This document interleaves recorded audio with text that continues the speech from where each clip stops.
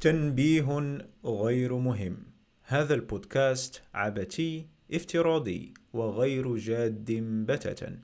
كل الأحداث والوضعيات والنقاشات والأشخاص وحتى الأرنبات وداكشي هو من وحي الخيال، ولا تمت بصلة مباشرة أو غير مباشرة لأي طرف من الأطراف، وأي تشابه مع الواقع هو مجرد صدفة محضة. وما تنسوش الراس اللي ما يدور قضية، واللي عزيز على ميمتو عمرو ما يتخص. فرجة ممتعة.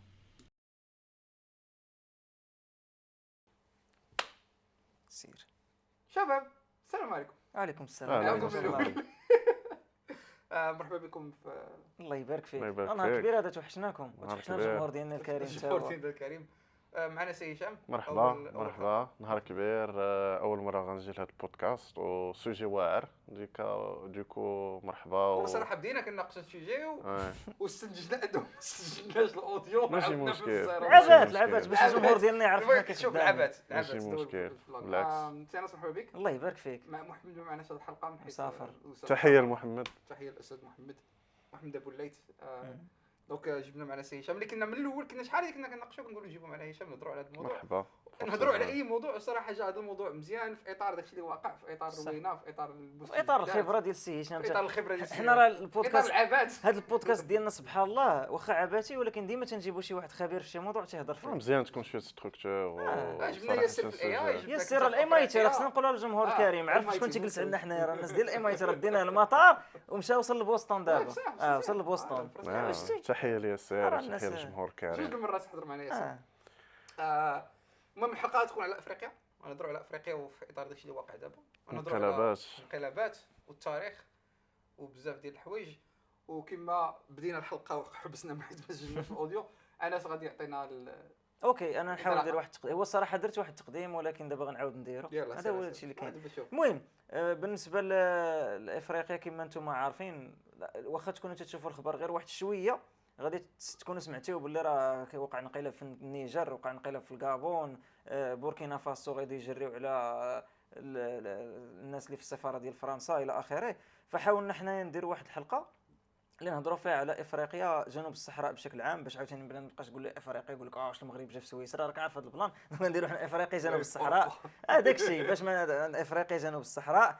وغادي نهضروا على علاش فيها انقلابات حاليا، وعلاش اصلا كان زعما واش فيها شي مشاكل، شنو هو السبب ديال انه كاين هذا العدد هذا ديال الانقلابات، وانه ما كاينش واحد ستابيليتي في هذه البلدان.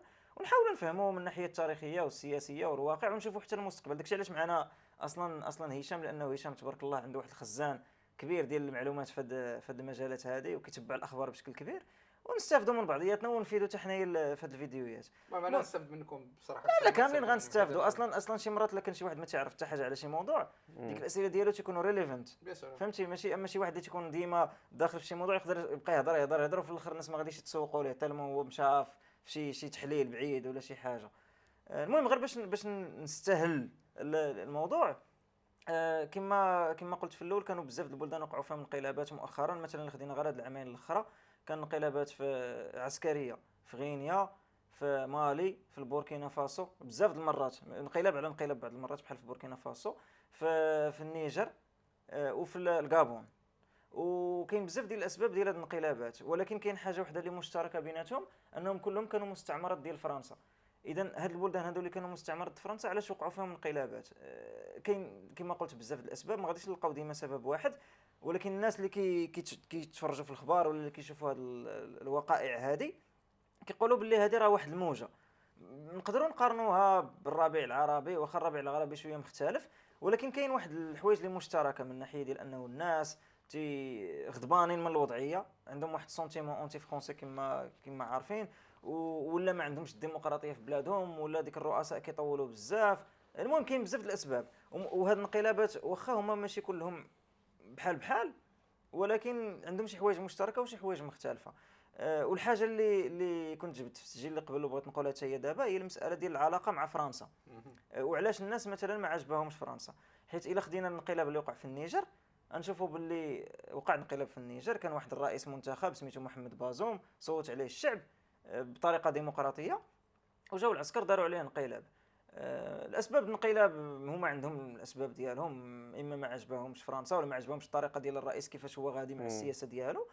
فرنسا احتجت بزاف، فرنسا احتجت قالت لك ما عندكمش الحق انكم تحيدوا رئيس منتخب ديمقراطيا وتجيو بحال هكا وديروا عليه انقلاب، راه ماشي طريقه اللي ديمقراطيه وداك الشيء. الا شفنا هكا شي واحد ما عارف والو متفرج جابوني غيتفرج في هذا الشيء غيقول بصح واحد الرئيس ديمقراطي صوتوا عليه واحد الشعب ديالو ودار عليه انقلاب، فرنسا عندها الحق انها تقول هذا الشيء وما تحيدش السفير ديالها ونديروا عليه ضغوطات ولا سانكسيون وداك الشيء. دابا المشكل هو انه نفس البلاد اللي هي فرنسا ونفس الرئيس ونفس الحكومه، ماشي شي حاجه قبل. البلاد اللي عندها حدود حدا النيجر اللي جات في الشرق ديال النيجر هي تشاد. هذيك البلاد اللي هي تشاد هذه عامين كان واحد الرئيس سميتو ادريس ديبي، واحد ديكتاتور. هذاك الرئيس ادريس ديبي اصلا كيفاش مات؟ كان واحد هو قال لهم انا رئيس واعر وغنحارب الارهابيين، ومشى لواحد الحمله ديال العسكر مع العسكر وداك الشيء قتلوا الارهابيين. واللي قتلوا الارهابيين ما دارت لا انتخابات لا والو، ولدوا ولا رئيس. وفرنسا بداو تيصفقوا الرئيس مرحبا بك الرئيس الجديد غادي نتعاونوا باش نواجهوا الارهاب الى اخره. نفس البلاد مشى الحمله عسكريه. الرئيس ادريس ديبي ديال تشاد مشى الحمله عسكريه باش يحارب الارهابيين وقتلوا الارهابيين باش تعرف تلمو الدوله.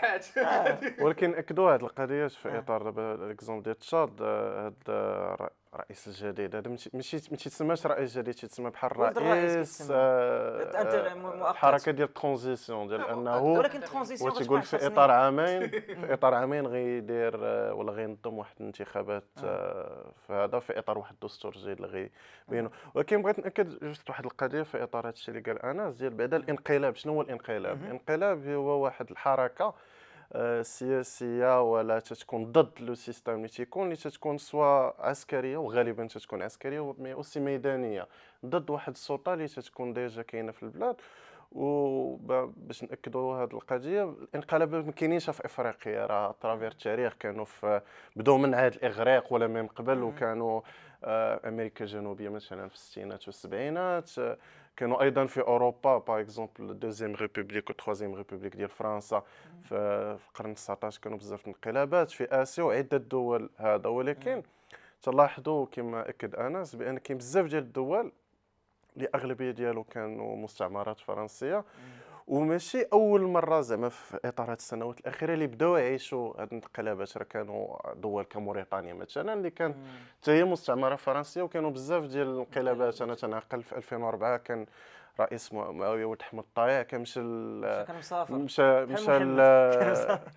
لي فينيغا ديال الملك عبد الله ديال السعوديه باش يمشي زعما يعزيه وداك الشيء، مشى وبقى تما ما داروا عليه انقلاب، داروا عليه انقلاب وبقى تما. ولكن سي فغي لا تلاحظوا بان هذا الفليو كاين بزاف في المستعمرات الفرنسيه لي سورمون الانفلونس ديال فرنسا تتانفلونسي هاد الحركات اللي تتوقع. ولكن اكدوا ايضا ايكونوميكمون وايضا في اطار السوسيتي اللي عايشين فيها الدول سكو واحد الدول اللي غالبيه ديالهم دول فقيره بزاف ودول اللي عندهم بزاف ديال الشباب واللي دول اللي ما عندهمش واحد ستابيليتي سواء او نيفو ديال المؤسسات ديالهم مي اوسي او نيفو ديال الحركه الديمقراطيه اللي تيبغي الواحد يطبقها. ولذلك وكما جبتنا في لونجسترومون اللي قبل كل دوله واخا كاملين ولا الاغلبيه ديالهم فيهم انقلابات، ولكن كل دوله عندها واحد الخصوصيه ديالها على حسب المؤسسات اللي عندها، على حسب التاريخ ديالها اللي عندها، وعلى حسب ايضا لي برينسيپ اللي تمشي عليهم الدوله. بحال دابا مثلا دوله بحال غينيا اللي كانوا فيها مثلا واحد الجنرال اللي كان معروف توماس سانكارا.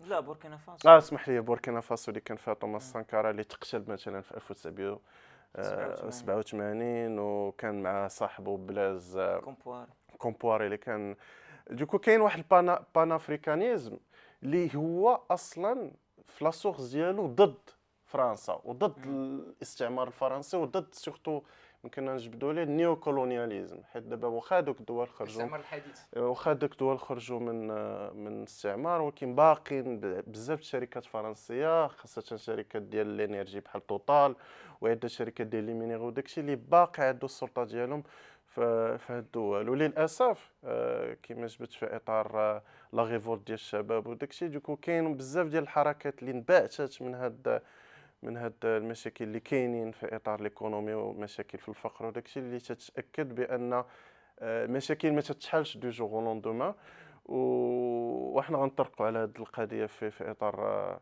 تفضل. اسمح لي قبل ما نمشيو بعيد، واحد السؤال عابط.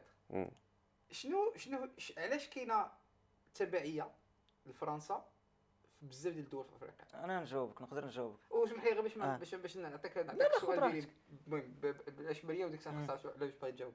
ماشي غير التبعيه دون لو سونس ديال الفرنسيفا اللي درنا عليه، كاين داك اللعيبه سميتها لو كلوب دو باري، اللي هما دوك الدول الافريقيه اللي كيتسالوا الفلوس لا كيتسالوهم بزاف ديال الدول وحده اخرين اللي منهم فرنسا، منهم المانيا، منهم لاشين اكسترا اللي مصوبين واحد الكلوب سميتو كلوب دو باري فيه 87 الدول. ما عليناش، مي حتى في الطريق دابا انا ما متبعش زعما الموضوع بديتاي، ولكن شي مرات فاش كتشوف تصريحات ولا كتشوف شي رئيس كيهضر كتحس ديما ديك اللعيبه ديال حنا محتاجين فرنسا تعاوننا وحنا محتاجين، فهمتي؟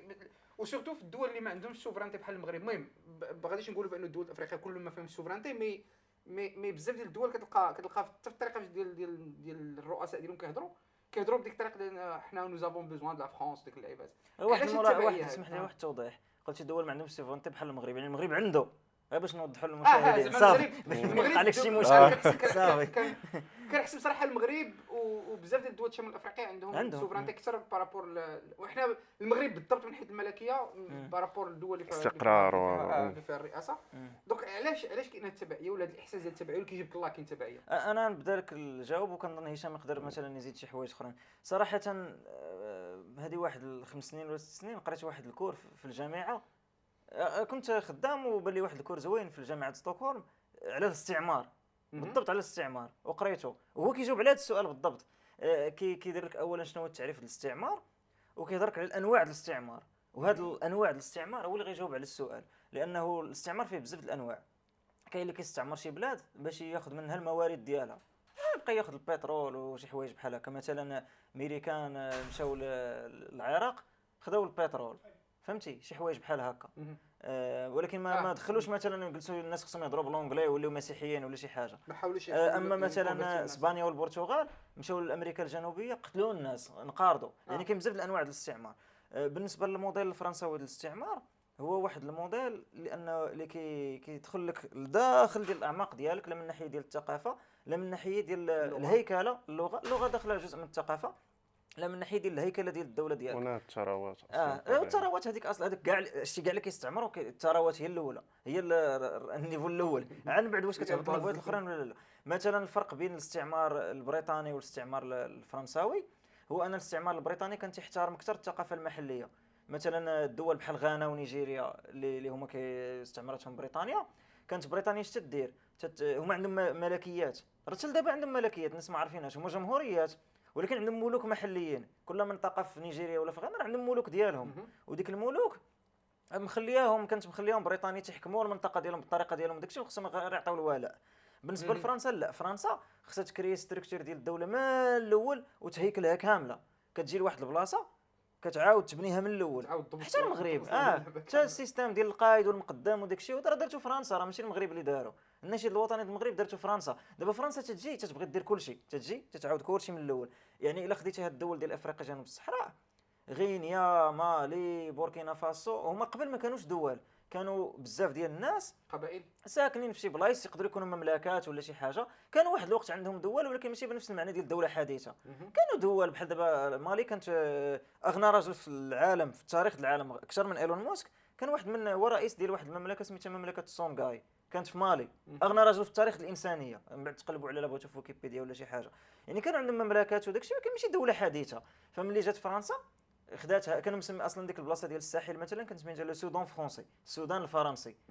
هذيك البلاصه كامله، السودان راه ما حلاتوش فرنسا ولكن مالي، بوركينا فاسو، كل وحده اصلا كانت مسمياهم سميه. بوركينا فاسو راه كانت سميتها اوت فولتا وتستقلت عاد سموا راسهم بوركينا فاسو. المهم على كل حال هادشي ما كيجاوبش على السؤال، ولكن فرنسا ملي جات هي اللي اصلا داكشي علاش كتلقى الحدود مثلا ما بين مالي والجزائر دايرين هكا فوف سرطه، راه هي كانت محتله بجوج مالي والجزائر، ولكن هي قرروا هذه البلاصه هذه غتكون جزائر وهذه هذا خذ مسطره سطر. وملي داروا هذا الشيء هما كخياو دول جداد، هذه المالي، هذه السنغال، هذه كذا، وداروا المؤسسات كاملين من الزيرو.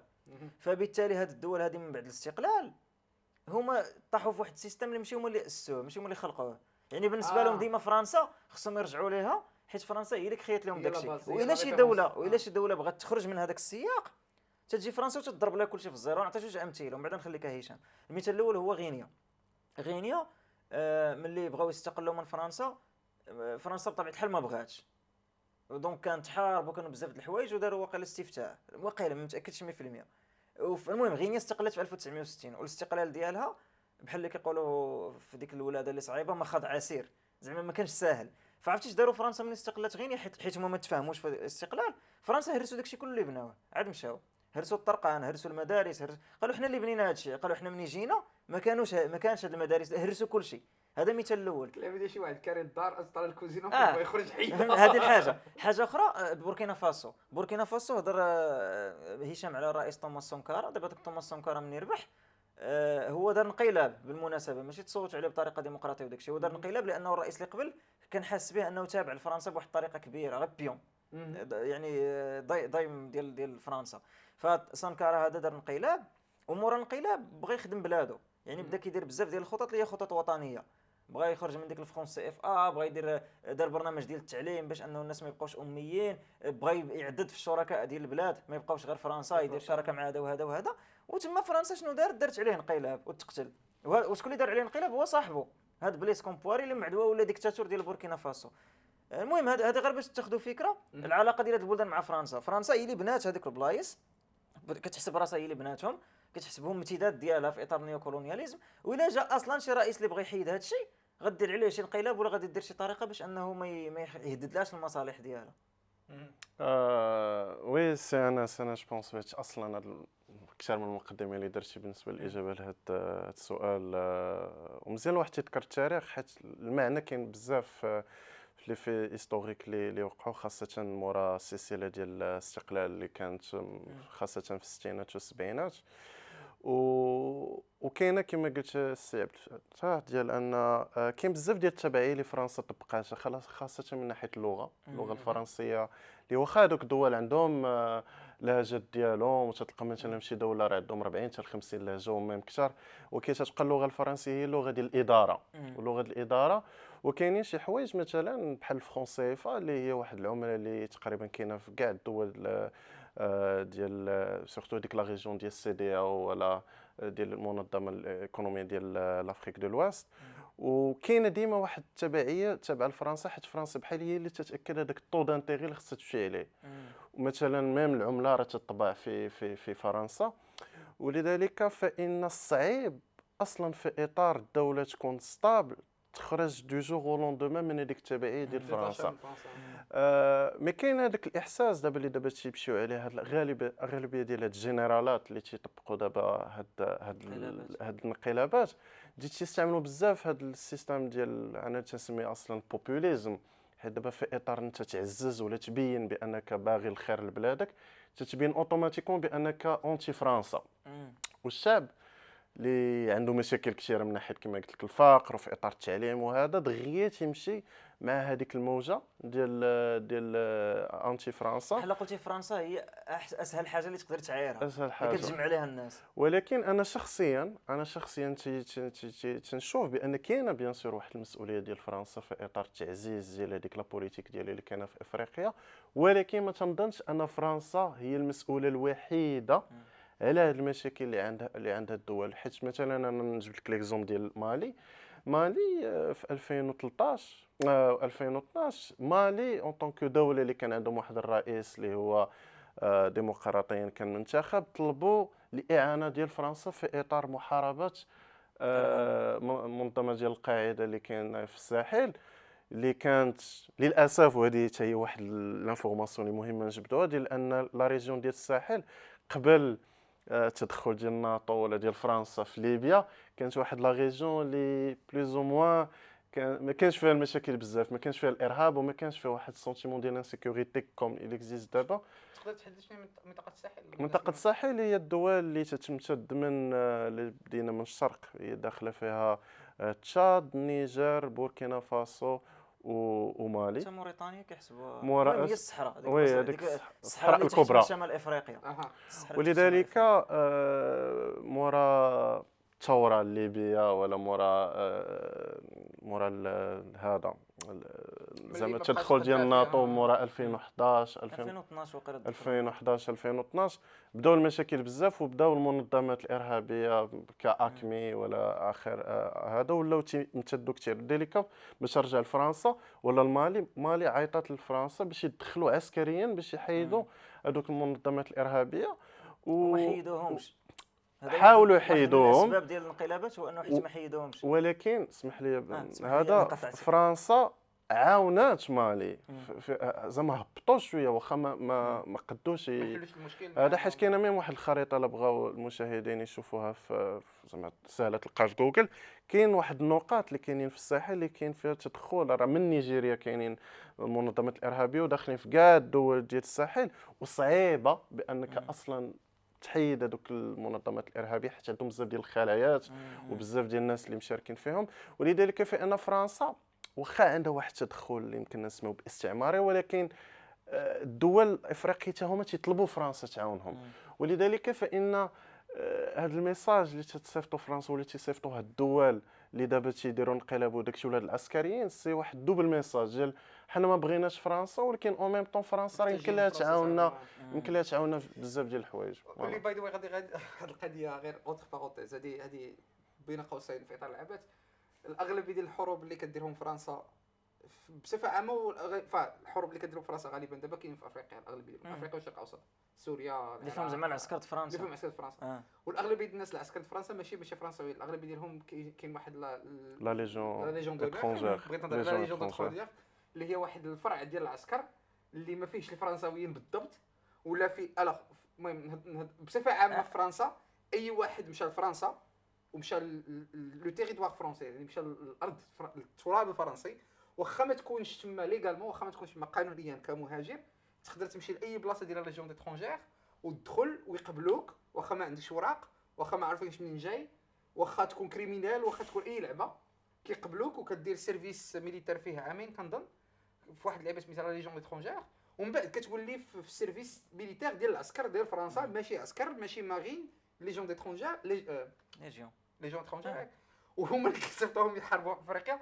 اللي هي في نظري واحد المساله فاكده بزاف، لانه ماشي اخلاقيه لانه الاغلبيه ديال الناس اللي في ليجون اترونجير فرنساويين ماشي فرنساويين ولا ماشي من الاصل فرنسي كسميتو. المهم هذه غير واحد للانصاف راه بزاف البلدان كيديروها، ماشي فرنسا، حتى الامريكان كيديروا بزاف هذه القضيه. فين لا ماشي ليجون اترونجير، ديال انك تكون حارق، والطريقه باش تسوي الوراق ديالك هي تمشي عند البلاد وتقول لهم انا غنكون مع العسكر ديالكم وعطوني الوراق. كيديروها الامريكان حتى هي. ولكن واش كيصيفطوهم هما اللي كيصيفطوهم للفرونت لاين؟ يقدر ما عرفتش الصراحه، ولكن بغيت نعطيك واحد عندي صراحه دابا كنت باغي نسول هشام على واحد الحاجه هضر عليها، ولكن نجبد لك لا هانيه بالعكس بغيت لا بالعكس وراه مزيان صراحه بزاف المعلومات عندنا في هذه الحلقه. بغيت نهضر لك على واحد القضيه جبدتيها، حيت انا كنت في فيتنام هذه 3 السيمانات، وفيتنام كما بزاف الناس عارفين كانت فيها حرب مع الامريكان، ولكن قبل ما تكون فيها حرب مع الامريكان كانت فيتنام مستعمره فرنسا. وباش كانت فيتنام مستعمره فرنسا كيفاش كانت السيستم ديالها باش كتعامل مع المستعمرات؟ كانت كتاخذ العسكر ديال الناس اللي من شي مستعمره هما العسكر اللي كتصيفطهم مستعمره اخرى. وكاينوا بزاف ديال المغاربه راه فيتنام كانت كتسمى لاندوشين، يعني جدي من ودابا جدك مشى لاندوشين وانا جايك دابا فيتنام مثلا، راه بزاف د فيتنام ما تيحملوش المغاربه، بزاف د الناس في فيتنام لانهم الذكريات الوحيده اللي عندهم على مغاربه.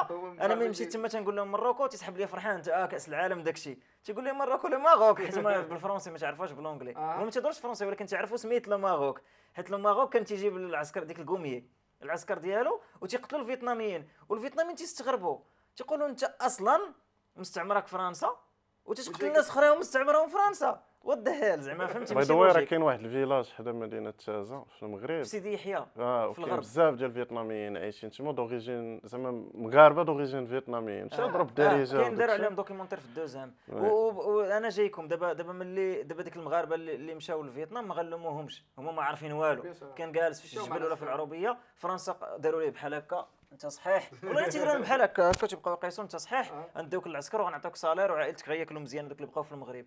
هو ما عارفش ان هذيك مستعمره فرنسا وانه ما عندوش ديك الوعي، ولكن من بعد راه بزاف منهم وعاو، حيت كانوا الفيتمين ديك الساعه ما كانش الفيتنام، المهم وقيلا كان المهم كان هذيك هوشيمين والحزب ديالو كانوا تيديروا حملات توعويه حيت عارفين هذوك الناس ما واعيينش. وملي كانوا تيديروا ديك الحملات بزاف وعاو عاقوا بهذا البلان وهاجروا العسكر د فرنسا وبقاو في فيتنام. هانوي العاصمه د فيتنام راه فيها باب مغربي، قلبوا عليه في جوجل سميتو مروكو جيت، باب مبني بالطريقه المغربيه سميتو مروكو جيت. بناو هاد المغاربه اللي هربوا من الجيش د فرنسا، بقاو واحلين في فيتنام حتى واخا صارت الحرب وداكشي، وبناو سميتو. ومن بعد ملي المغرب دار علاقات دبلوماسيه مع فيتنام، هذوك كانوا سكنوا بزاف شي 20 عام ولا هذا، تزوجوا فيتناميات، راهم اللي جاو لهذاك الدوار اللي هضرتك عليه دابا. هما ملي حيت هما بغاو يرجعوا لبلادهم كانوا ديجا تزوجوا داكشي، مشاو مع ولادهم وداكشي، وكاين عليهم وثائقي زوين في دوزام الا باغيين تشوفوا. دابا صافي هذه النقطه خرجنا على الموضوع، ولكن ديالو في الديسكريبسيون خرجنا بعدنا بزاف. ولكن انا غرز عليك لا انا غرز عليك الموضوع حيت عندي سؤال لهشام. دابا انت هضرت يا هشام على القضيه ديال انه فرنسا جزء من المشكل، ولكن ما خصناش عاوتاني نديروا كل شيء على فرنسا. انا متفق معك بصح، لانه المشاكل ديما تكون معقده. واصلا بغيت نطرح لك واحد السؤال اللي هي واحد النقطه اللي كتجبدها فرنسا براسها. انا شحال من مره كنتفرج في التلفازه فرنسا ملي كيهضروا على هاد النقاط، وتيقول لك اوكي فرنسا دارت شي حوايج خايبين وداكشي، ولكن واش نتوما باغيين تعوضوا فرنسا بفاغنر جروب ديال روسيا؟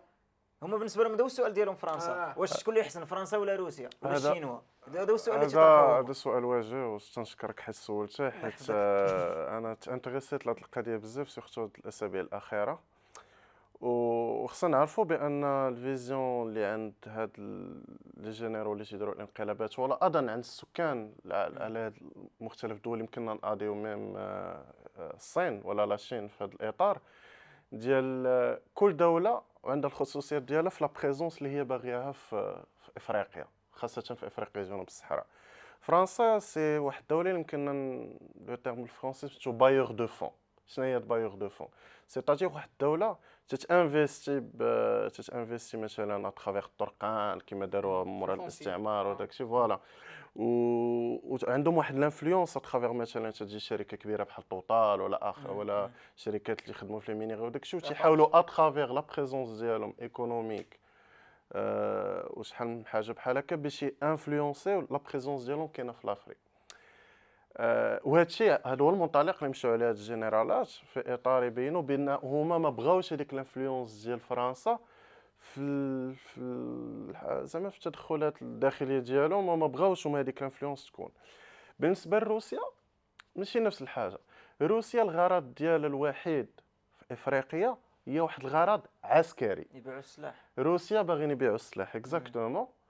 وتا لا بريزونس ديال مجموعه ديال فاغنر اللي هي بلوز او موان مكونيكتي زعما الفيدراليه الروسيه في اطار السلاح. هما روسيا ما تيفكروش بانهم باغيين يبنيو طرقان ولا يبنيو بريجيز وداكشي، هما باغيو السلاح. واخا روسيا نكونوا هذا راه ما عندهمش كومان بزاف ديال السلاح باغيين يبيعوا، حيت هما حتى في اطار التحديد ديال برودكسيون ديال السلاح مورا نهايه الاتحاد السوفيتي ما مشاتش نفس الوتيره اللي كانت قبل. وكاينه دوله بحال الصين ما تتدخلش في لو كوتي بوليتيك. الصين عندها واحد المغزى واحد الغرض اقتصادي. اش تقول لك الصين تتقول لك اودي مثلا نعطيوها ليكزومبل ديال الكونغو الديمقراطيه اللي هاد العوام الاخرى ولاو مكونيكتي بزاف للصين، وكان ميم الرئيس ديالهم فيليكس تشيكيدي كان مشى للصين هاد الاسابيع الاخيره ولا الاشهر الاخيره. اش يديروا؟ تيقول لك اودي حنا الصين عندنا بزاف، عندنا الكولباط، عندنا لي مينيري، عندنا الذهب وعندنا داكشي، بغيتو تجيو نتفقوا معاه، ولكن اش غتعطيونا في زعما وليوتسا غتبنيو لنا الطرقان، غتبنيو لينا لي بون الجسور، غتبنيو لينا الترانات بحال اللي مثلا دارت الصين في اثيوبيا وجيبوتي. دابا كاين واحد التران من اديس ابابا تيمشي ديريكت لجيبوتي زعما العاصمه جيبوتي هذا، وما تيدخلوش في داكشي السياسي. ولكن هما حتى ملي توقع دابا انقلاب، ملي وقع انقلاب مثلا في الكابون ولا الصين ديما في التدخلات ديالو ولا دوك ستيتمنت اللي تيديروا ما تيكونوش واحد ستيتمنت تيقول لك حنا بغينا داكشي يبقى كالم، بغينا واخا يكون زعما واحد الترانزيسيون ديموكراتيك تكون في الكالم. علاش؟ حيت عندهم مصالح ديالهم وداكشي. ولكن كوميم سي دونون خصنا نثبت هذوك لي كونطرا اللي تيتسينوا بين باغ اكزومبل الشركات الكونغوليه والشركات الصينيه. الصين تتبغي بان الصينيين هما اللي تيسيروا هذوك لي بروجي، والشركات الصينيه هي اللي تتكلف بداك الشيء. كونتريرمون مثلا دول بحال اوروبا، بحال دابا اوروبا مثلا دوله بحال السويد ملي تتعطي فلوس بوغ ليد انترناسيونال راه تتعطي فلوس هذوك لي زانستيتيوسيون ولا هذوك لي زونجي اللي هما باغ اكزومبل كونغوليز هما اللي غيتكلفوا بالبناء ولا بتسيير هذوك الفلوس. مي الصين تتبغي دي زونتربريز شينواز هما اللي غيتكلفوا باش يدير الخدمه وتحسن لا برودكتيفيتي ايكونوميك ديال لي زونتربريز شينواز وداكشي. ولذلك ما كاينش واحد لو سونتيمون ايديال ولا واحد ليدي ايديال ديال هاد الدول اللي غيلقاوها، باسكو اي دوله تمشي مع المصالح ديالها، باغي تبيع السلاح ولا باغي تانفلونسي لا بوليتيك اللي فيها ولا لو كوتي ايكونوميك بلا ما تدخل في هذا. جيسبر كو عطيتك شويه. ولكن لا هو جواب زعما واضح، غير علاش مثلا الناس في مالي تيهزوا الرايد روسيا وتيقولوا روسيا احسن من فرنسا؟ علاش؟ حيت ما عارفينش هما روسيا قبل ولا شنو؟ لا تيسي في اطار البوبوليزم اللي هاد الجينيرو كاين واحد الميساج اللي تيبغيو يوصلوا اترافير زعما باش يقنعوا هذاك الناس بان تبعونا حنا وحنا بيسكو هما ميليتير وباغين ياكدوا هذيك السلطه ديالهم على زعما الدوله ديالهم، ومن بالنسبه لهم المصلحه ديالهم يكونوا بلوس مع روسيا بيسكو غيشريو السلاح وغيبيعوا لهم السلاح بواحد الطريقه اللي هي بوتيتر بلوس رخيصه كو فرنسا وداك الشيء. ولو فات بان ما ننساوش بان روسيا تستافد من لو سونتيمون اونتي ديال اونتي فرونسي باش يبينوا لهم وتيقولوا دي ميساج. مثلا مع راه كانت واحد الاجتماع روسيا والدول الافريقيه في سان بيترسبورغ الاسابيع الاخيره، ولو ديسكور اوفيسيو ولا ميم اوفيسيال ديال روسيا ملي تيجي مثلا جنرال ابراهيم تراوري تيمشي تيهضر امام بوتين تيقول له جنرال ابراهيم تراوري هو الرئيس ديال الرئيس ديال هو اصغر رئيس في افريقيا، عنده 34 عام. وي اكزاكتومون باقي صغير. وتيقول لك حنا بغينا روسيا تعاوننا في الكونستركسيون ديال لي سونترال نوكليير باش نديروا الالكتريسيتي وبغيناهم يعاونونا وداكشي. وبوتين تيقول لي بيان سور حنا نعاونوكم. علاش؟ حيت اصلا بوتين عنده مشكل مع فرنسا في اطار الحرب ديال اوكرانيا، وبالنسبه لي هو مزيان هذا لو سونتيمون فرونسي اونتي فرونسي تيديفلوبي. وذلك داكشي علاش كاين مثلا فاغنر، مجموعه فاغنر اللي تتعاون مثلا هاد الدول هاد الانقلابيين في اطار ياكدوا السلطه ديالهم وداكشي. ولكن انا بالنسبه لي الشعب هو الخاسر في هادشي كامل، حيت الشعب برومييرمون كاين واحد النيفو للاسف ديال الاميه اللي هو كبير بزاف، وسهل الشعب اللي ما عندوش واحد السيفيزم واحد المعلومات كثيره على اش باغي هو في الفيوتشر ديالو يمشي ديريكت مع الميساج اللي تيقولوا الانقلابيين. ولكن الانقلابيين خصنا نعرفوا هذا تيبقى الشخص الراي الشخصي ديالي، ما كاينش واحد المستقبل معهم اللي هو اسمع ما نقولش ديمقراطي ولكن غادي في البوزيتيف، حيت عندهم بزاف المشاكل. كاين مشاكل بالنسبه للفقر، مشاكل بالنسبه للاميه، وكاين اوسي مشاكل مع المجموعات الارهابيه اللي هما تا هما عاجبهم الحال بان كاين الروينه في الدوله.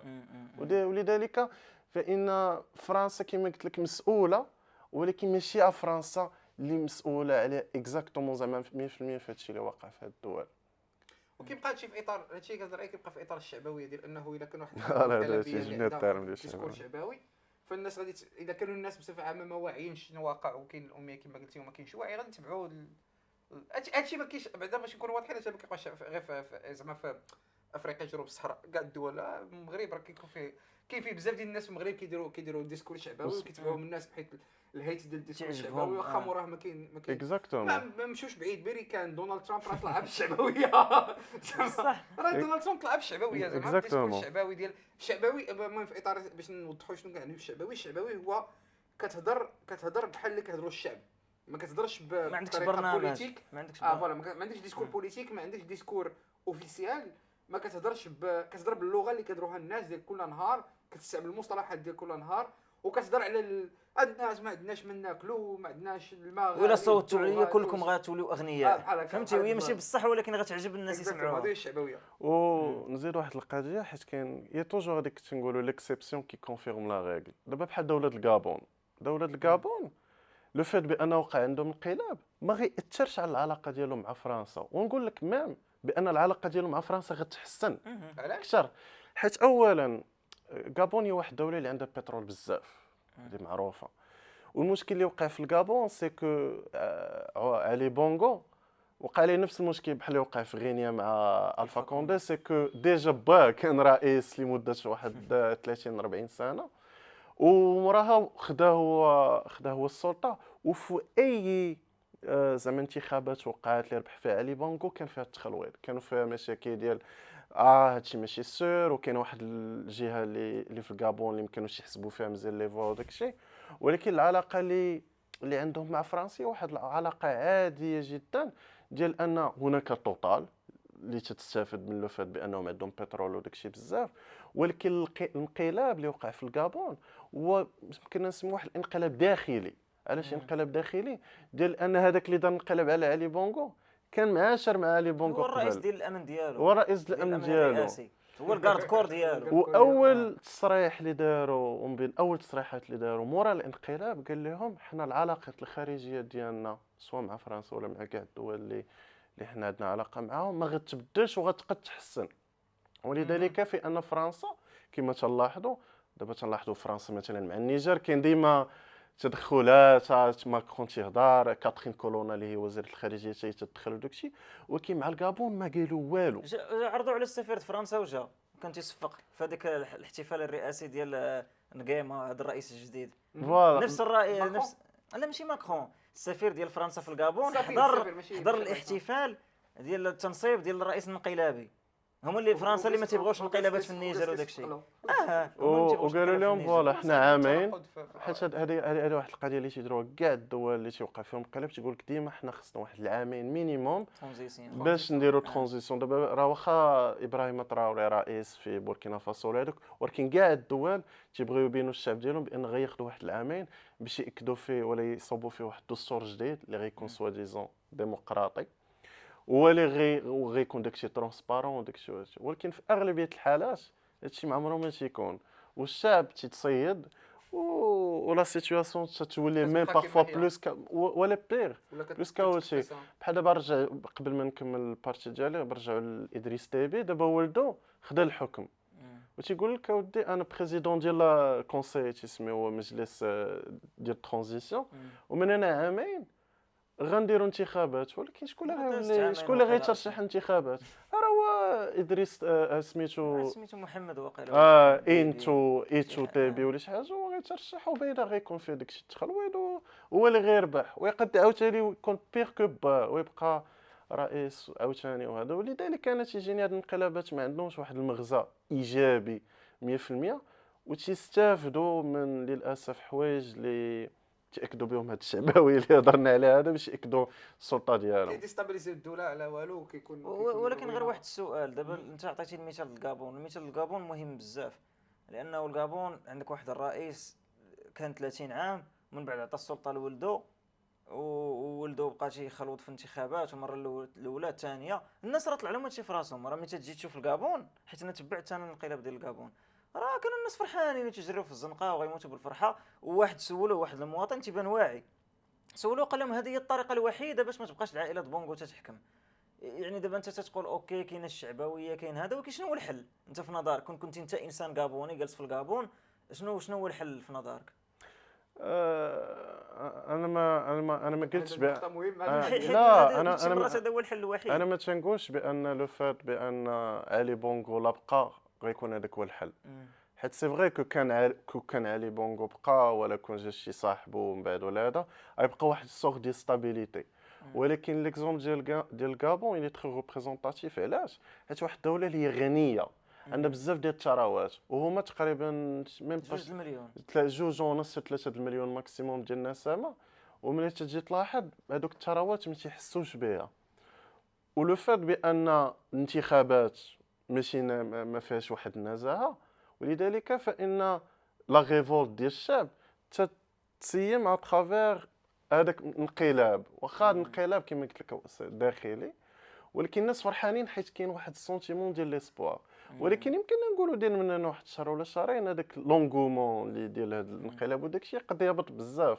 حيت باغ اكزومبل هذا السيد اللي مثلا دابا خدا الحكم الى برومي واحد التغيرات اللي هي منطقيه في اطار الشعب اش باغي، هذوك التغييرات ما يمكنش لهم يديرهم في شهر ولا عام ولا عامين ولا ميم با 5 سنين. حيت هذا سي واحد التغيير اللي تياخذ بزاف ديال السنين، وخاص كاينه واحد الطبقه اللي كما عارفوا الكابون واحد الدوله اللي فيها بزاف ديال لي زينيغاليتي سوسيال وداكشي، وهادشي تياخذ الوقت. ولكن انا متفق معك انس، ما كاينش واحد لا بوسيون ماجيك اون فيت ديال انا كاين الحل وانقلاب ولا الحل ماشي وانقلاب. انا بالنسبه لي تيجيني الحل في اطار الكابون ديال ملي هما غياخذوا هاد العامين ديال الترانزيسيون اللي غيديروا انتخابات. نتمنى بان الانتخابات تكون فيها واحد النزاهه ديال ان مثلا يكونوا دي زوبسيرفاتور انترناسيونال يصيفطوهم باش يراقبوا الانتخابات، ويكونوا نتمنى هذاك السيد ولا ديك السيده اللي غتولي رئيس ولا رئيسه ديال الكابون من بعد تكون عندها واحد البروغرام اللي هو ستابل. ولكن حنا من هذا المنطق ديال تنوبسيرفي هذا الشيء، واحد الانقلاب اللي ما خدم من با دابا شهر ولا شهرين باش دار، ما يمكنش انها تكون عندنا واحد الفيزيون سيغتان ولا لوجيك على حساب هذا. حيت كما ذكرنا في الاول ديال الحلقه اي دوله عندها الخصوصيات ديالها، وكاينين دول اللي كما قلت لك وقعوا فيهم انقلابات، في مثلا الشيلي اللي وقع فيه انقلابات في 80 في 70 دابا راه 50 عام 73 ديال بينوشي.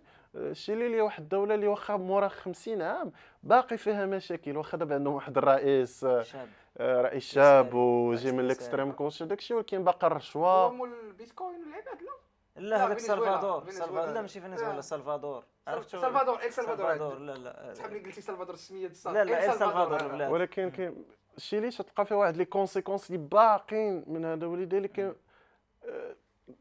الدوله بحال الكابون ولا النيجر واخا من 50 عام راه ما تكونش بحال دوله بحال سويسرا، حيت ماشي نفس التاريخ ولا هذا، ولكن تقد تكون احسن، وهذا هو لوبجيكتيف. واخا صراحه قلتي واحد القضيه اللي فكرتني في واحد المساله. اثيوبيا اللي هي دوله في قرن افريقيا، وكتبان زعما من على برا كتبان دوله متقدمه بزاف بارابول بزاف ديال الدول واحد اخرين في افريقيا.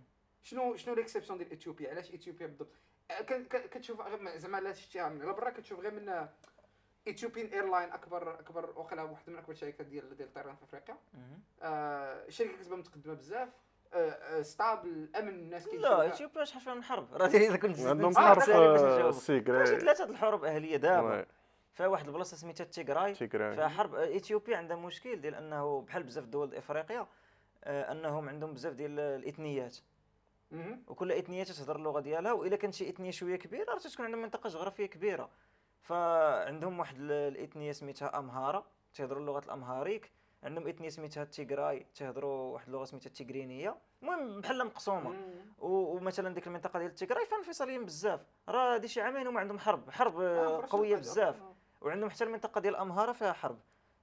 بصح انا متفق معك ملي تشوف تصاور اثيوبيا عندهم مترو واقيلا وشي حوايج بحال هكا، ولكن واقيلا ديك راه اديس ابابا وهي متقدمه على البلدان الافريقيه الاخرى. ولكن اثيوبيا راه فيها مشاكل ديال المجاعه، راه باقي فيها مشاكل ديال المجاعه في شي بلايص، وفيها حروب، راه ماشي ستابل. هذاك اوكي. واثيوبيا واحد الدوله اللي تيتمناو تكون عندهم واحد لاكسي للبحر، داكشي هما عندهم مشاكل مع اريتريا تصالحوا ولكن كاين ديما واحد الاحساس عند الاثيوبيين ديال ان اريتريا بحال اللي ديالهم. وإريتريا اللي واحد الدولة اللي هي من بين للأسف أكفز الدول اللي كاينين في العالم، مع كل احترام للإريتريين، ولكن واحد بين يمكن هي الدولة الأقل ديمقراطية يمكن في العالم. هي دولة مسلمة، والرئيس ديالهم ما عرفتش فيك نيوز ولا لا، ولكن كنت قريت أن الرئيس ديالهم امبوزي على الرجال أنهم يتزوجوا مرة ثانية إلا ما كانتش عندهم. وقيلا ماشي فيك نيوز، وقيلا بصح باي كاين بزاف ديال الاريتريين اللي عايشين هنا في السويد. السويد فيها بزاف ديال الاريتريين او الاثيوبيين. لا الاريتريين كثر، حيت الاريتريا ديكتاتوريه بزاف محضه ديكتاتوريه حقيقيه ديكتاتوريه حقيقيه. ولكن اريتريا هي واحد الدوله اللي جيو استراتيجيكمون مهمه بزاف، وعندهم ايضا بزاف المشاكل مع مصر من خلال البراج ديال النهضه، سد النهضه، حيت هي فيها واحد المنبع ديال النيل، وعندهم مشاكل بزاف مع مصر من خلال هذاك الطو ديال الماء اللي يمكن ما يخليو النيل هذا، وعندهم مشاكل. وكاين تيبقاو كوميم واحد لا فورس، هما مستشرى بزاف الناس، ماشي 120 مليون يمكن اثيوبيا 120 مليون نسمه. كاين واحد البرودكسيون زعما اون تيرم ديال ايكونوميك وفينانسيير، ولكن واحد الدوله اللي تتبقى كوميم عندها واحد التاريخ ديالها سبيسيفيك، وحتى هما كان عندهم واحد الديكتاتور هايلي سيلاسي اللي تيتبعوه الراستا، اللي هو الملك هما ديالهم. تعتبروا دين راستافاريان، ماشي الاثيوبيين، الناس اللي هما جامايكا جامايكا وبوب مارلي وداكشي راه تعتبر الحج ديالهم هو اثيوبيا، تيمشيو لإثيوبيا بزاف. ولذلك في افريقيا وخاصه في جنوب الصحراء هناك بزاف ديال التشالنجز من ناحيه هذاك الكونسيبت ديال المبتغى اللي هو الديمقراطه، ومشكله ايضا في الحكامه، حيت الحكامه تتبقى كوميم سوبجيكتيف بارابور نيمبورط كيل دوله، واخا الدول ديال المغرب العربي ولا الدول ديال افريك اوسترال زعما بوتسوانا وجنوب افريقيا وداكشي. ولذلك كاين بزاف ديال التشالنجز، واخا ما نساش افريقيا 54 دوله، وكاين بزاف ديال المشاكل للاسف. وهناك مشاكل اللي ماشي سا ديبون منهم حتى هما، بحال دابا الحرب ديال اوكرانيا سا بوكو انفلونسي الكونتكست ايكونوميك، حيت كاين شي دول اللي تيشوفوا المجاعه قدامهم ويمكن لهم يديروا والو. وداكشي علاش رجعوا للشعبويه، حتى هي المنبع ديال الشعبويه تيمشي من هاد الحوايج بحال هكا. للاسف الانقلابيين تياخذوا هاد الشيء اون افونتاج باش ياكدوا هذيك ليديولوجي ديالهم اللي مالوغوزمون ما تتكونش اوسي بيان افيكاس كو الشعب يكون تيتمنى يديرها. فوالا 45 دقيقه حنا كنناقشوا، كنظن غادي نقربوا. المهم باش ما نطولوش بزاف، بغينا هضرنا بزاف على افريقيا. المهم بصفه عامه الخلاصه انه افريقيا دوله، افريقيا قاره كبيره فيها 54 دوله. دوله. شكرا. في كل دوله عندها لي سبيسيفيتي ديالها، وكل دوله في شكل وهذا. ومهم بغينا نهضروا شويه على شنو واقع دابا كنسجلوا الحلقه اليوم 17 شهر 9 اللي هو سيمانه الزلزال في المغرب. السيمانه اللي يعني 6 ايام ولا 7 ايام مور الزلزال المغرب، كان نهار 9 كان الجمعه في الليل، الجمعه في الليل مع 11 و 8 ايام 11. والصراحه اللي المهم كمغربي الحاجه اللي بانت في اطار هذا الزلزال هو بانت بزاف ديال السوليداريتي، بزاف ديال الحوايج زوينين بانوا في المغرب، وبانت بزاف ديال التخربيق خايب في اوروبا وبالضبط فرنسا. غادي نبقاو ندورو واخا هذا البودكاست ما خصناش نسولوا العباد، خصنا نسولوا العباد الفرنسيين. كندورو نرجعوا لفرنسا. المهم نهضروا على كيلكو اكزامبل بالضبط. كانت المساله ديال انه المغرب تقال بانه ما قبلش الدعم الفرنسي، وهو اصلا ما سوقش، خلى ديك اللعبه ديال واش بغيتوا الدعم في فرنسا صوتوا يقولوا شرطه زرقاء، جوج شرطات زرقاء، هذه وحده. دونك هذه كانت فيك نيوز. كان داك التخربيق هذه ديما هذه الحاجه اللي كنسعر عليها بزاف في تويتر، هي سي نيوز وبي اف تي في وداك اللعبه ديال واحد الجورناليست غير ما قال لها راسها، قالت لهم خصنا نعاودوا نستعمروا افريقيا. واه سمعت في سي نيوز من نهار راسها ضربوا فيها اصحابها. باسكال خليها تسحب الهضره، خصها تسحب ديك الهضره. المهم في اطار هذا الشيء بحال داك الاحساس اللي درنا عليه في الاول، احساس اونتي فرنسا، بحال تامبليفيا واحد شويه، حيت بداو كيبانوا حتى في الانترنت كيبانوا دي ميم ديال فاش ماكرون دارت شو داك الفيديو اللي دار فيديو في انستغرام ديال المغاربه بغى يهضر مع المغاربه، شيخ ماروكان المغاربه قالوا له شكون انت من انتم. صراحه عجبوني فيه. المهم في اطار هادشي كامل شنو بان لكم في هادشي اللي واقع زعما؟ شنو الراي ديالكم؟ شنو وهو صراحه اللي سولتيني انا كيبان لي انه اولا كنترحموا على الضحايا ديال الفاجعه ديال الزلزال، والزلزال واحد الحاجه اللي صعيبه بزاف فيما جات في العالم. واخا حتى الجابون اللي مولفين كيجاهم الزلازل، الا جاهم شي زلزال غير متوقع ولا شي حاجه راه غادي يتعذبوا معاه. وانا تنظن انه زعما المغرب اقترحوا عليه بزاف البلدان انه يعاونهم، والمغرب دار شي اسيسمنت. انا ما عارفش زعما كيفاش داروا ولا الطريقه كيفاش داروا ولا الكريتير كيفاش داروا، ولكن المغرب دار واحد الاسيسمنت واختار واحد العدد البلدان يعاونوه. انا تنظن انه هذوك الناس اللي غادي يكونوا داروا ديك الاسيسمنت خصنا نثق فيهم، لانه انا ما عنديش كندير، انا ما عنديش هذه المعلومات ولا شي حاجه. وما تنظنش انه المغرب غيكون خايب لدرجه انه غادي يخلي الناس يموتوا باش فرنسا ما تعاونش. ما تنظنش ان هادشي بصح. عرفتي علاش؟ لانه المغرب ماشي غير فرنسا، هو في الاول قال 4 البلدان. كان بصح المغرب عندهم مشكل غير مع فرنسا بالضبط، راه شحال من بلاد حرضت عليه المساعده، اسرائيل، شحال من حاجه، امريكا، يعني كان يمكن لي يقول لهم فانا كنظن انه المغرب دار واحد الاسيسمنت بان لي هادشي اللي كاين واختار. المشكل انا في نظري هو علاش فرنسا بالضبط هي البلاد الوحيده اللي كل مره تتشك. علاش مثلا فوكس نيوز وسي ان ان ما جلسوش تيديروا بلاطويات كل نهار وتيجيبوا شنو المغاربه الامريكانيين رضوان ولا ما عرفتش شي واحد اللي تيهضر بالانجلي وبداو يسولوا علاش المغرب ما بغاش المساعده ديالنا حنايا بالضبط. حيت عاوتاني متفق معاك، ولكن عاوتاني امريكا ماشي هي فرنسا، حيت كاين بزاف ديال المغاربه اللي عايشين في فرنسا وكاين واحد القرابه زعما كاين جزائريين كثر في فرنسا تاريخ لازم. المهم كاين واحد نكونوا واضحين زعما ماشي متفق معك في المساله. كاين واحد لا كوميونيتي ماروكان اللي عايشه بزاف في فرنسا، وكاين بزاف ديال الفرنساويين اصلا اللي عايشين اصلا في المغرب. و ابار لو كوتي بوليتيك كانوا بزاف ديال المنظمات الغير الحكوميه الفرنسيه اللي جاوا للمغرب، وبزاف ديال المغرب هذوك لا دوك تيبقاو حرين في القرارات ديالهم. مي انا بغيت نعقب على هذا بان زعما فرنسا حسات بانها علاش ما عيطش عليها المغرب، حيت كاين على حساب هذيك القرابه سوا ديزون اللي كاينه. حيت ما نساوش عاوتاني فرنسا سي لو دوزيام بارتنير ايكونوميك ديال المغرب موراس الاسبان. كانت مستعمره فرنسيه قبل، وكما قلت لك كاين بزاف الفرنساويين وبزاف المغاربه اللي عايشين في لي دو بي.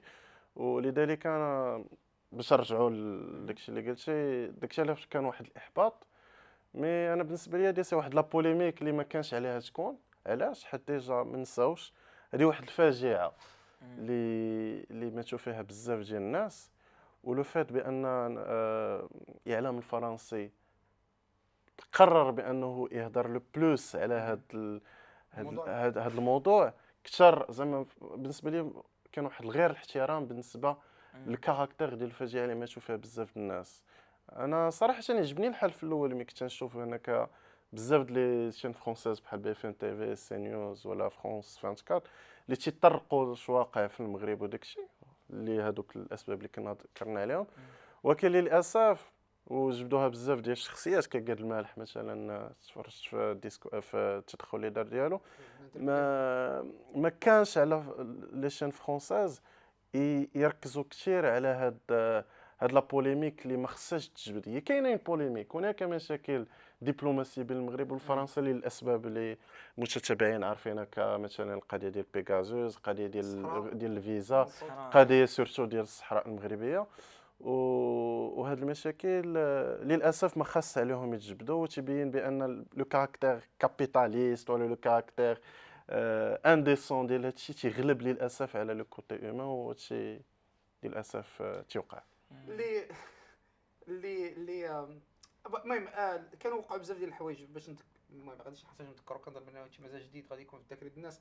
كان ديك التصويره اللي حطها واحد الجورنال لو بوليتيسيان جو بونس ولا شي حاجه، ليبيراسيون ديال هذيك المراه ديال الملك.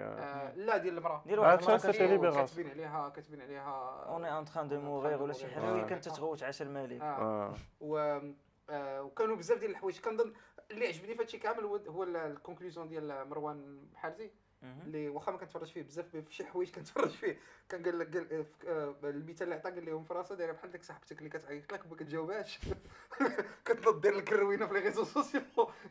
هادي هو البلان ديال بوحدين المخروصين بحال اللي قلتي انت. الدول كاملين بزاف ما زعما عطاو بروبوزيسيون، والمغرب ما قال لهم لا ولا قال لهم بلاتي وما عرفتش داكشي، وفرنسا بوحدها اللي حسات براسها مقروصه.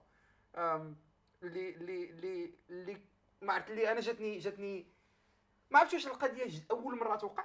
كنظن اول مره توقع بحال الزلزال ما كيوقعش بزاف. اخر زلزال كان في 2004 لا كان في الحسيمه 2004 واللي قبل منه كاين ديال اكادير 1960 اللي كانوا زلزالات كبار.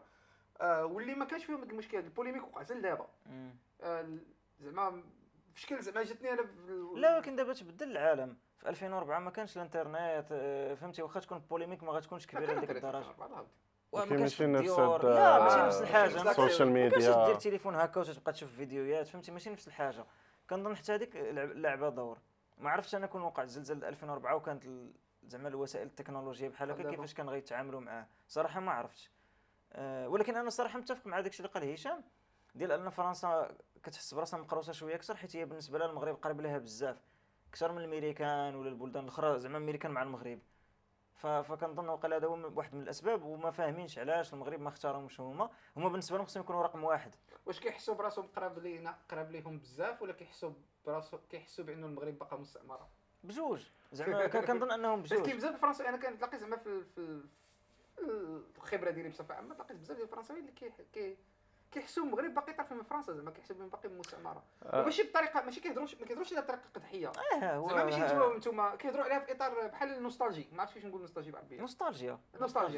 انا جو بونس كو كاين هذا لو سونتيمون ديال لونتي زعما اونتي فرنسا اللي ديفلوبا ماشي في المغرب مي في غالبيه ديال الدول افريقيا، سورتو افريك دو لواست، اللي تبين ديجا بان السياسه الخارجيه ديال فرنسا اللي كانت ديتيريورات ماشي دوبي ماكرون، دوبي ميم لا فان ديال شيراك، تتاكد بان كاين واحد العجز ديال الدبلوماسيه الفرنسيه بانها تاكد هذيك القوه اللي كانت عندنا في اطار التعاون وفي اطار العلاقات اللي كانت مع الدول الافريقيه اللي كانت علاقات وطيده وعلاقات اقتصاديه. ما تنساوش ان فرنسا هذه ميم با واحد 50 6 سنين كانت هي الشريك الاول ديال المغرب اون تيرم ايكونوميك، واخا دابا لاسبان واخا هما نفس الاتحاد الاوروبي وداك الشيء.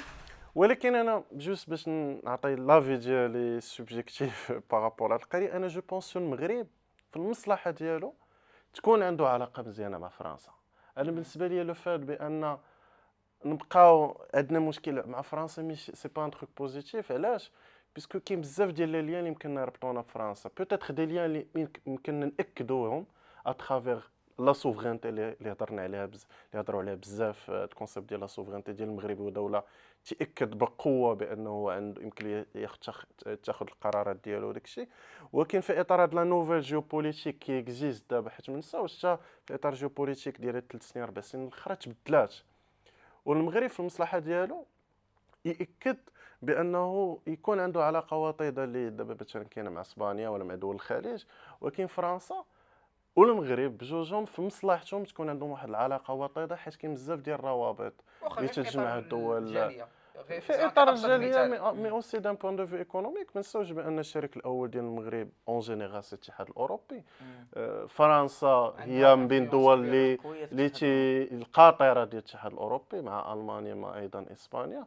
وتيبقى واحد كما قلتي هناك قرارات اللي ثقافيه، هناك بزاف ديال المغاربه وبزاف ديال لي فرونسي عايشين في جوج البلدان، والمغرب في المصلحه ديالو تكون عنده علاقه وطيده بالنسبه لي انا مع فرنسا، لان بوزيتيف بالنسبه لي. واحد السؤال هشام، دابا انا متفق معك اصلا مزيان المغرب تكون عنده علاقه وطيده مع كاع البلدان زعما بشكل عام، ولكن ديك النوعيه ديال العلاقه واقيلا هو السؤال اللي تطرح عبد الفتاح. دابا علاقه وطيده تقدر تشوفها من بزاف د الاتجاهات، بحال دابا مثلا نقدروا نكونوا انا وياك صحاب وعندنا علاقه وطيده، ولكن انت ما خصكش تعايرني مثلا، ما خصكش تتصر عليا. فهمتي؟ داكشي علاش اكدت لو تيرم سوفرينتي، حيت المغرب خصو ياكد لي برينسيپ ديالو اللي باغي. انا نعطيكم اكزامبل بارابور للصحراء. فرنسا عندها واحد البوزيسيون امبيغو بارابور للصحراء. ما نساوش بان فرنسا حتى في اطار العلاقه ديالها مع الجزائر حاولت دير احسن، واخا مالوغوزمون راه ما نجحاتش بالنسبه لفرنسا باسكو الجزائريين عندهم مشكل كبير مع فرنسا. ولكن المغرب خصو ياكد هذيك السلطه ديالو، ياكد هذيك الشخصيه ديالو في تاكيد العلاقات. وانا جو بونس كو المغرب، اسمح لي نكمل جوست هذا، او نيفو ديال السياسه الخارجيه ديالو بدا تاكد هاد الشخصيه ديالو مثلا في اطار العلاقه مع اسبانيا، في اطار العلاقه مثلا انت مع اسرائيل ولا العلاقات ديالو مع دول الخليج. وانا جو بونس كو باش ياكد ولا باش تكون عنده الامكانيه ياكد الكونسيبتواليزاسيون ديالو في هذه العلاقه، خاص يتلاقى الملك مع ماكرون، وخاص تكون هناك علاقات اللي هما ترونسبارونت وداك الشيء، ويهضروا بجوجهم في الطابله ويأكدوا بان انا بغيت العلاقه تمشي بهذا الستيل، وفرنسا تيتاكد ديالها. ولكن في اطار يكون واحد الوضوح، واحد الترونسبارونس. وكيلا بقى كل واحد ما تيجاوبش الاخر وبقى واحد واحد الشتم خارجي والناس ما باغيش تلاقاو، هذا انا جو بونس في المصلحه ديال ما في المصلحه في لي دو بي. فهمت الموضوع، فهمت البوان دو في ديالك. انا كنظن بانه اللي قال انس ما خصش تكون علاقات، ما خصهاش تكون علاقه فيها الحقره، وما خصش تكون علاقه تبعيه، يعني ما خصش تكون غير متوازنه. متفق معك. واللي اللي اللي اللي لا حد انا دوزت كنظن الاحساس اللي عند الناس انه كاين علاقه غير متوازنه. ناخذوها غير من واحد الاطار بسيط، مساله الفيزا. علاش المغاربه يسون سوجي لي ميم كوطا ديال الفيزا كاع الدول الاخرين، كاع زعما كاع لي زونسيتي الاخرين كيبغيو يمشيو فرنسا مثلا. هذا مثال بسيط. الا كانت العلاقه متوازنه خص تكون سهله، ولا المهم هذا غير مثال عبيط، مي غير مثال من ضمن الامثله. كنظن واحد القضيه اللي المثال اللي بغيت نقول هو كانت واحد الوقت سميتها امريكان كانوا داروا في على برازيليين اللي كيبغيو يجيو امريكان، الا كنتي برازيلي وبغيتي واخا ما كيحتاجوش فيزا. واخا ما كتحتاجش فيزا، خاصك تخلص فيزا في لونطري $100 ولا شي حاجه بحال هكا. وجات البرازيل طلع لهم داكشي في راسهم يقولوا حنا نديروا $100 للامريكانيين اللي باغيين يجيو للبرازيل، وترونات الدعوه نقص التوريزم، وبرازيل حيدوا ديك اللعيبه. المهم هذه في اطار لا سوفرانتي ديال البرازيل. ناضوا قالوا حنا ما نبقاوش حاقرا على الامريكان، دوك غادي نطبقوا على الشعب ديالهم داكشي اللي كيطبقوا على الشعب ديالنا. المهم هذا غير مثال عبيط. هو المشكل ديال المغرب انه كيعتمد بزاف على السياحه، وي فما يقدرش مثلا ما يمكنش دير بحال الجزائر، حيت تقول لك على الجزائر دايره الدولة فيزا اللي تطبق اوروبيه على وداكشي الفيزا وسميتو. المغرب عنده شويه القضيه صعيبه، واصلا النوع ديال السياح اللي تيجيو للمغرب ماشي سياح دولوكس، يعني ماشي شي سياح اللي تيحطوا بزاف د الفلوس. بزاف منهم تيجي في رايانير تيخلص قل مني انا اللي غادي لظهرنا. راه بصح تيمشي رايانير ولا شي حاجه وسميتو، وتا هو تيبقى يتشاطر في كاع الاثمنه وداكشي، فبالتالي هذاك اللي درتي ليه في الدخله خصو يخلص $100 محال اصلا واش غيجي. ولكن عندي واحد النقطه نيت في هذه العلاقه ديال المغرب مع فرنسا، حيت شي مرات كيبان لي بانه ما كاينش مغرب واحد، كاين جوج ديال المغرب ولا كاع اكثر، لانه كاين هذاك الاحساس اونتي فرونسي عند واحد الجزء ديال الشعب، وكاين واحد الجزء واحد اخر الشعب اللي هو ساكن كيسميوه الجاليه المغربيه المقيمه في المغرب، ديال مثلا اللي تيهضر غير بالفرونسي تيقري ولادو في لا ميسيون. دابا هذوك كيفاش الوضعيه ديالهم حاليا؟ انا كنظن انهم مازال كيحاولوا فهمتي يبقاو هنا وهنا، ولكن هو راه واخا هكاك تابع لفرنسا. واش في نظركم مثلا نتوما من هنا 50 عام ما غتبقاش لا ميسيون د فرنسا في المغرب؟ تنظن غادي تبقى.